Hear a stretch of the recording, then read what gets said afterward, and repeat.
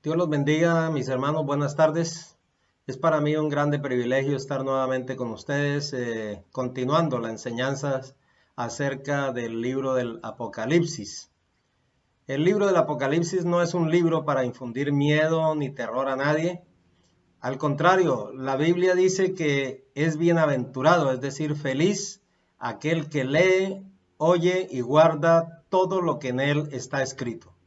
Apocalipsis 1.3 dice, dichoso el que lee y dichosos los que escuchan la lectura de este mensaje profético y hacen caso de lo que aquí está escrito, porque ya se acerca el tiempo. Estamos viviendo una época final a la expectativa únicamente de la venida de nuestro Señor Jesucristo por su iglesia. Por eso es cuando más tenemos que conocer esta hermosa profecía. Hoy estaremos tocando un tema de actualidad, hablando acerca de un problema colateral resultante de esta pandemia mundial que afrontamos y es la del coronavirus. Si usted quiere escribirme y contactarme, lo puede hacer a través de pastorwilliamduran@gmail.com o manantinaciones1@gmail.com. Vamos a tener una palabra de oración antes de iniciar con este mensaje, el hambre, la segunda pandemia mundial. Oremos. Padre, gracias te damos, Señor, en esta tarde por la bendición que tú nos das de venir primeramente delante de tu presencia mediante la sangre de tu Hijo amado Jesucristo. Señor, estoy aquí, Señor, en este momento presentándome ante ti para pedirte sabiduría, entendimiento, conocimiento de tu palabra, que abra nuestra mente y corazón para poder recibirla y entenderla, Señor. Mira que este libro del Apocalipsis nos hace feliz el leer, el oír y el guardar esta profecía. Obra a través de tu Espíritu Santo, Señor, hablando a nuestros corazones en el nombre poderoso de Jesucristo. Amén y amén. Gloria al Señor. Para nadie es un secreto que las medidas restrictivas y de confinamiento que se han tomado por parte de los gobiernos mundiales están orientados a producir una economía fallida que genera desempleo, falta de producción y traerá como consecuencia el hambre, que será una pandemia mundial de carácter mucho más complejo de resolver que el mismo virus o bacteria que afrontamos actualmente. Analicemos desde el punto de vista bíblico el problema del hambre. El hambre es básicamente la sensación de malestar y debilidad ocasionada por la falta de alimentos necesarios para la subsistencia del organismo humano y que puede llevar a la muerte ante la insuficiencia de los mismos insumos. A través de los siglos y como consecuencia de guerras, pandemias, pestes y pérdida de las cosechas, sequías, etc., la humanidad ha sufrido este flagelo. Pero antes de decirles lo que dice la Biblia acerca del hambre, quiero traer un artículo de la ONU para saber ellos también qué opinan al respecto. Dice el artículo que hay aproximadamente 960 millones de personas que sufren de hambre alrededor del mundo, concentrados principalmente en 16 países considerados de nivel crítico por la prevalencia de ingesta insuficiente de alimentos en sus habitantes. Entre las principales causas de este fenómeno en el mundo, según la ONU, están la falta de infraestructura agrícola, la sobreexplotación del medio ambiente, las políticas comerciales injustas, la pobreza, la falta de acceso a fuentes de agua potable, los desastres naturales, la violencia, los conflictos armados y las pandemias, entre otras causas. Las estadísticas de las Naciones Unidas también registran en promedio 24,000 muertes diarias de personas cada día por causas relacionadas con el hambre, significando un 16% del total de decesos diarios en el mundo por causas generales. La cuota más alta de esta tragedia, dicen ellos, la ponen los niños menores de 6 años, que aportan alrededor del 75% de los fallecidos diarios por hambre. Las guerras también dificultan y limitan el ingreso de alimentos e imponen sanciones y aranceles intencionales para aumentar el costo de vida de los adversarios. Las pestes, plagas, desastres y pandemias que generan escasez de producción de productos alimenticios. El monopolio de unas pocas empresas sobre comercio agrícola mundial y sus principales productos como la soya, el maíz, el arroz, el trigo, la leche y las carnes, imponiendo precios desproporcionados en relación al costo de producción. La aparición de los agrocombustibles como el etanol, que han convertido el alimento en el nuevo petróleo, cambiando las lógicas de sus precios y sus ganancias y encareciendo todas las mercancías agrícolas en los que se basa su producción. El uso de una gran parte de los vegetales cosechados en el mundo para la alimentación de animales destinados a la producción de carnes y así suplir la alta demanda de las élites de este producto, disminuyendo los vegetales disponibles para el consumo humano, siendo un producto asequible para los más pobres y encareciendo las carnes. Esto es lo que nos dice la ONU también a través del PMA, que es el Programa Mundial de Alimentos. Los países más pobres de la Tierra en el 2020, según este reporte también, son Sudán del Sur, con 243.27, esa es la entrada per cápita en dólares americanos, Burundi, Eritrea, Malawi, Níger, República Centroafricana, Madagascar, Afganistán, República Democrática del Congo y Mozambique, entre los 10 primeros países más pobres. Hoy en día también se ven afectados países como Biafra en el África, Liberia, Somalia, Congo y países latinoamericanos como Venezuela, Cuba, Haití, están siendo reportados también como países en un límite también bastante grande de hambre.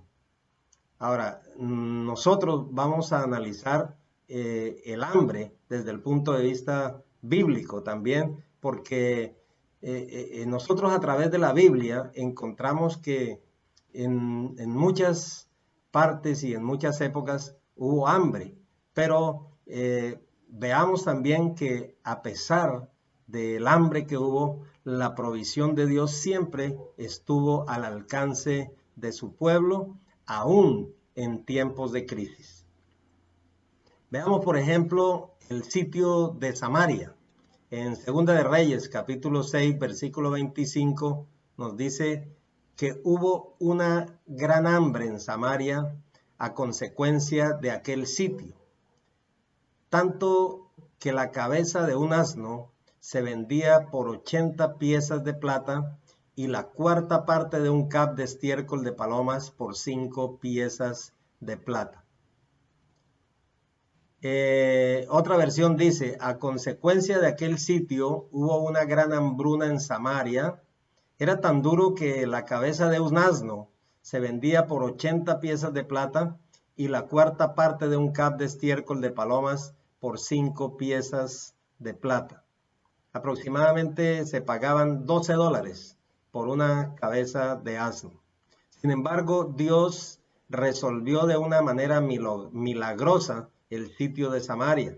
De un momento a otro Dios hizo que las cosas cambiaran y de un estado mortal de hambre pasaron a un estado de bendición y normalidad, porque Dios actuó a través de sus profetas. Dice en 2 de Reyes 7:1, dijo entonces Eliseo, oíd palabra de Jehová.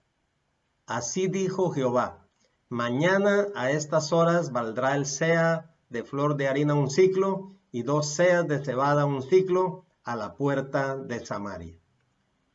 Mañana a estas horas valdrá el seah de flor de harina un ciclo, es lo que dice la palabra. Así se puede calcular unos 9 litros de harina fina en aproximadamente $2 y doble cantidad de cebada en el mismo precio. Dios cambió las cosas de una forma repentina cuando estaban ellos resistiendo este sitio de Asiria y estaban al borde de la muerte. Dios cambia esta situación. Dios también puede cambiar esta situación que estamos viviendo de pandemia de un momento a otro, en un instante, en el instante que nosotros menos pensamos, porque Él es poderoso para transformar esta situación y tornarla a la normalidad deseada por todos. Ahora, en el libro de Génesis, capítulo 26, también encontramos nosotros que hubo hambre en la tierra. Y también podemos ver allí la mano de Dios que bendice a Isaac y a Abraham también en el capítulo 26, versículo 1. Y Dios lo bendice aún en medio de la crisis del hambre. Dice 26:1, después hubo hambre en la tierra, además de la primera hambre que hubo en los días de Abraham, y se fue Isaac a Abimelech, rey de los filisteos, en Gerar. Y sembró Isaac en aquella tierra, y cosechó aquel año 100 por 1, y le bendijo Jehová.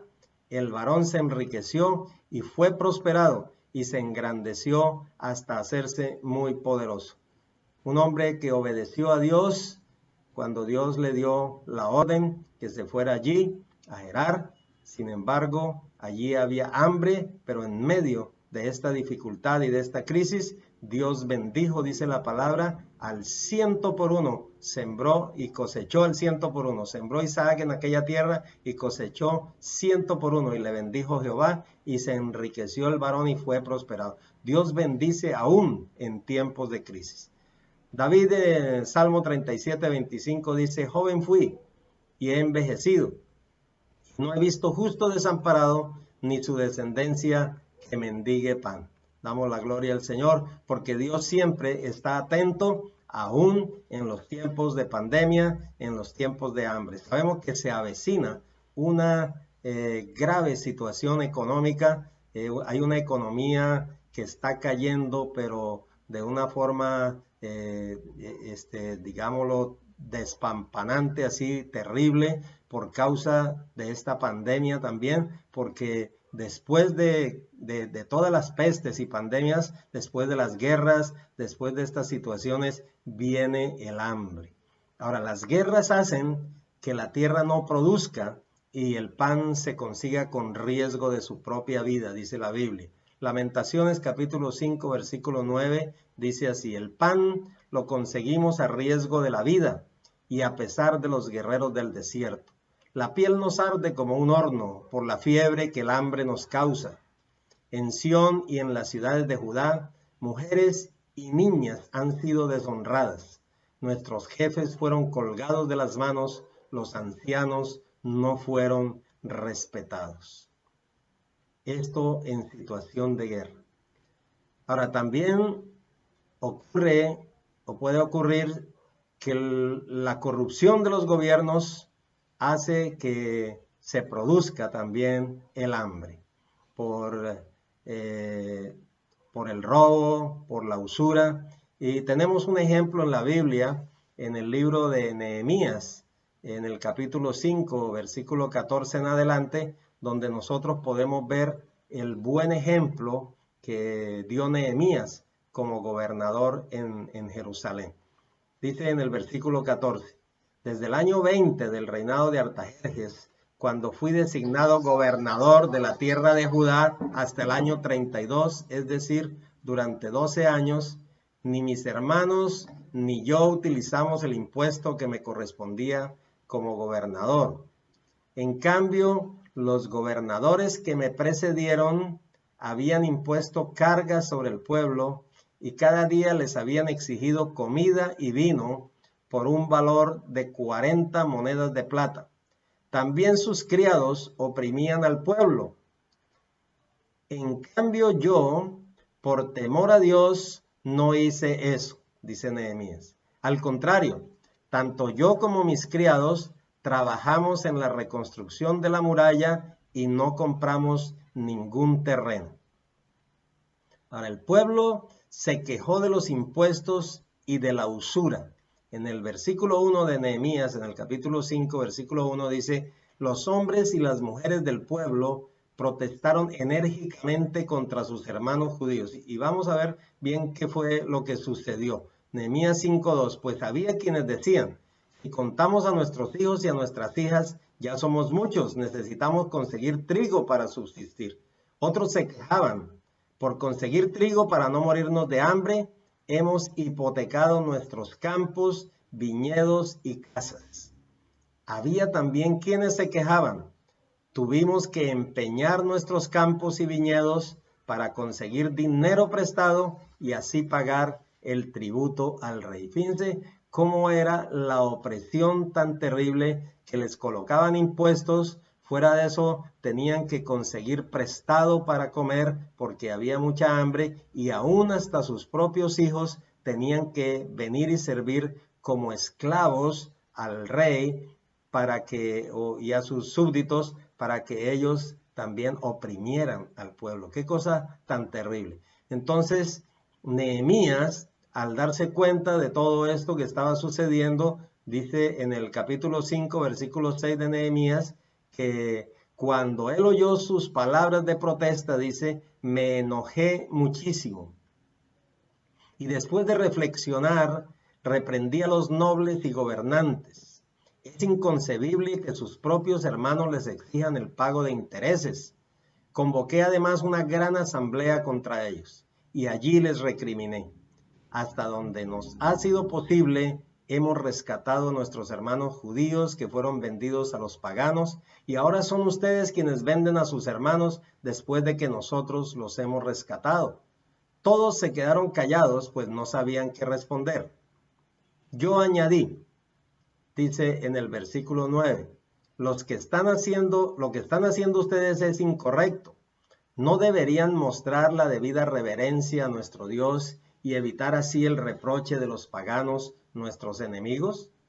Mis hermanos y mis criados y hasta yo mismo les hemos prestado dinero y trigo. Subraye ahí donde dice les hemos prestado, porque ese es el problema de enganche para tener a la gente en pobreza. Les hemos prestado dinero y trigo, pero ahora quitémosles esa carga de encima. Entonces Nehemías les dice: hay que quitarles esa carga del préstamo de encima.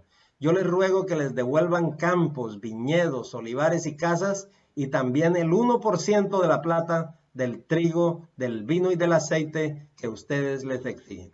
Fíjense ustedes cómo Dios también, a pesar de todos estos problemas y estas situaciones de hambre que se presentan en diferentes partes en la Biblia, pero siempre Dios trae a alguien, un profeta, el gobernador Nehemías. Dios siempre trae una palabra, que esa palabra trae prosperidad, bendición, aliento en medio de la crisis. Por eso tenemos que nosotros también estar expectantes y estar también siempre buscando de Dios, para que Él tenga misericordia de nosotros en medio de esta crisis tan terrible que se avecina.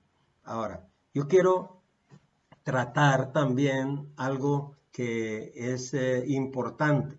¿Qué es lo que pretenden entonces los gobiernos hoy en día? Hoy en día los gobiernos, con esto de hacer una economía que falle, una economía que caiga, porque ya ellos lo están analizando y lo están viendo. Ellos son economistas 100% y siempre van a estar buscando su provecho, pero están analizando qué es lo que ellos van a hacer ahora. Ellos van a tratar de controlar la economía mundial a través de un nuevo orden mundial económico. Una asociación de países que se verán altamente beneficiados con negocios tales como el negocio del petróleo, Hay países como Arabia, Irán e Irak que controlan el 75% de la producción del petróleo y ellos van a ser los beneficiados. El negocio de la tecnología también es otro negocio que va a ser resultante de toda esta pandemia, digámoslo así, porque estamos hablando de pospandemia, estamos hablando de una segunda pandemia que es la del hambre. El negocio de la tecnología en vacunas, insumos médicos, lo gobierna actualmente la China con casi en el 90%. Aunque ellos todo lo que venden es imitación, porque son dignos discípulos de su padre el diablo, dragón, serpiente antigua, el anticristo, es el principal imitador de Dios. Y todo esto es una antesala al anticristo. Todo esto lo están ellos ensayando, practicando y lo van a practicar con el mundo entero. Están practicando para obtener ganancias en el petróleo, ganancias en la tecnología, en las vacunas, en la medicina y número 3, quieren controlar la economía mundial a través de la mano de obra laboral barata. Eso lo saben hacer muy bien los chinos. La China tiene actualmente millones de personas que han quedado desempleadas, que trabajarían por un salario mínimo y aún solamente por supervivencia. Ahora, este fenómeno tiende a ocurrir mayormente en los países llamados comunistas, que pretenden nuevamente poner a funcionar una ideología fracasada y totalmente impracticable, pues esta conduce a la pobreza extrema y a la ruina. Cuba, Venezuela, Nicaragua en Latinoamérica son los países ahorita mismo declarados más pobres también en esta región de la Tierra. De acuerdo a la clasificación que se ha dado por el PIB per cápita en dólares estadounidenses, Venezuela ha bajado al puesto 135 con un PIB de 2.430 y tiene países por encima como Vietnam, Laos, Angola, Papua Nueva Guinea y Honduras, República del Congo, que nunca antes estuvieron por encima de Venezuela. El comunismo es un virus. Esta estadística demuestra que los regímenes totalitarios comunistas conducen a la ruina de los países. Y los comunistas son expertos en controlar a sus súbditos mediante estas medidas restrictivas de compra y venta de productos básicos de la canasta familiar.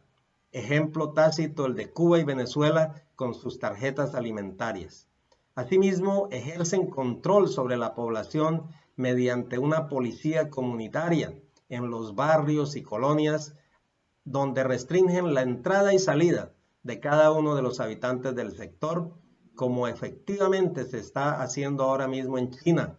Con una aplicación simple del celular, controlan la compra de productos, la venta, el desplazamiento de la persona y todos los temas de salud y le permiten entrar o salir de sus propias residencias. Dios nos libre y nos guarde de una catástrofe como estas, porque lo que pretende el nuevo orden mundial también es controlar a la población a través de los préstamos, que con altos intereses terminarían ahorcando a los deudores en poco tiempo.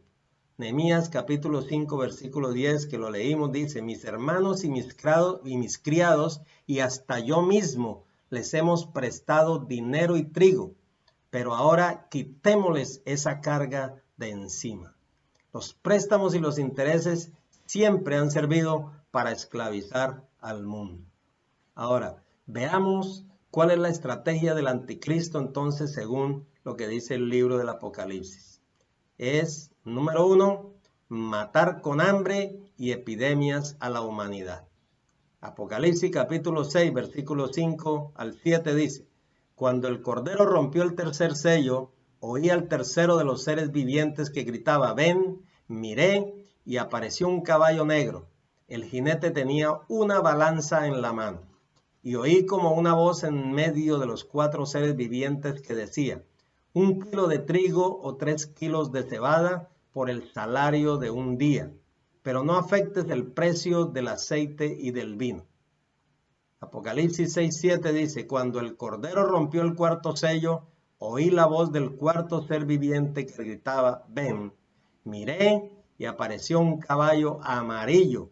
El jinete se llamaba Muerte y el infierno lo seguía de cerca y se les otorgó poder sobre la cuarta parte de la tierra para matar por medio de la espada, el hambre, las epidemias y las fieras de la tierra. Esto en la versión Dios habla hoy. Y número 2, no permitir comprar ni vender nada sino a sus propios subordinados. Apocalipsis 13:16 dice, además, logró que a todos, grandes y pequeños, ricos y pobres, libres y esclavos, se les pusiera una marca en la mano derecha o en la frente, de modo que nadie pudiera comprar ni vender a menos que llevara la marca, que es el nombre de la bestia o el número de ese nombre. En esto consiste la sabiduría. El que tenga entendimiento, calcule el número de la bestia, pues es número de ser humano 666. Estas son las dos estrategias satánicas del anticristo durante la gran tribulación y que ya pretende establecer o está haciéndolo porque está manifestándose en esta época de pandemia y también de post-pandemia. Eso es lo que nos espera con este demonio, con esta fuerza satánica, porque dice la Biblia, no ignoramos sus maquinaciones. Ahora, veamos entonces para finalizar, ¿cuál es la responsabilidad entonces que le toca a la iglesia ante esta crisis que se avecina, esta crisis del hambre? Porque nosotros como iglesia tenemos que estar apercibidos. Esto que estoy hablando es por boca del Espíritu Santo. El mismo Espíritu Santo es el que ha puesto esto en mi boca. Es el Espíritu Santo el que me ha movido a hablar a la iglesia, el que me ha movido a enseñar todas estas cosas, porque lo ha puesto en mi corazón. Y con todo el amor y con todo el deseo de mi corazón, que esta enseñanza nos pueda servir a todos nosotros en la iglesia para comprender lo que se avecina. La iglesia tiene que, número 1, ayudar al necesitado. Dice la palabra en Hechos capítulo 11 del 27 al 30, que después de que el profeta Agabo, movido por el Espíritu Santo, anunció un hambre general en Jerusalén, se hizo una colecta para ayudar. Dice el versículo 27 de Hechos capítulo 11, por aquel tiempo unos profetas fueron de Jerusalén a Antioquía, y uno de ellos, llamado Ágabo, puesto en pie y por inspiración del Espíritu Santo, dice la palabra, anunció que iba a haber una gran hambre en todo el mundo, lo cual sucedió en efecto en tiempos del emperador Claudio. Entonces los creyentes de Antioquía decidieron enviar ayuda a los hermanos que vivían en Judea y según lo que cada uno pudiera dar. Así lo hicieron y por medio de Bernabé y Saulo mandaron una ofrenda a los ancianos de Judea. Esto es lo primero entonces que la iglesia tiene que hacer, estar atentos a la voz del Espíritu Santo para ayudar al necesitado. Número 2, la iglesia debe poner en acción su fe. Santiago, capítulo 2, del versículo 14 al 17, dice lo siguiente. Hermanos míos, ¿de qué le sirve a uno decir que tiene fe si sus hechos no lo demuestran? ¿Podrá acaso salvarlo esa fe?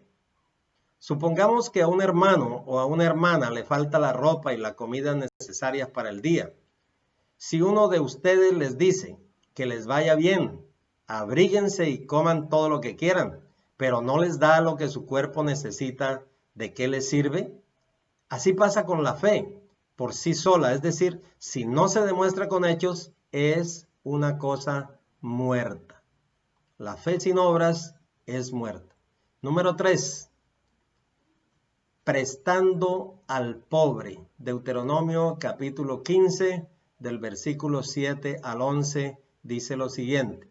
Si hay algún pobre entre tus compatriotas en alguna de las ciudades del país que el Señor tu Dios te da, no seas inhumano ni le niegues tu ayuda a tu compatriota necesitado. Al contrario, sé generoso con él y préstale lo que necesite. No des lugar en tu mente a este malvado pensamiento. Ya está cerca el año séptimo, el año en que se perdonan las deudas. Y entonces pongas mala cara a tu compatriota que se halla en la pobreza y no le prestes nada, porque él clamará contra ti al Señor y tal acción se te contará como pecado. Debes ayudarlo siempre y sin que te pese, porque por esta acción el Señor tu Dios te bendecirá en todo lo que hagas y emprendas. Nunca dejará de haber necesitados en la tierra y por eso yo te mando que seas generoso con aquellos compatriotas tuyos que sufren pobreza y miseria en tu país. Así dice el Señor. Entonces, número 4, hay que tener misericordia y amor por el necesitado, porque únicamente a través de estos actos de misericordia, los pecadores pueden percibir una demostración visual del amor de Dios por la humanidad. Y además que esta es una de las mejores estrategias de evangelismo que nosotros los creyentes tenemos. Sin olvidar, eso sí, que lo principal del hombre es su alma y no su cuerpo.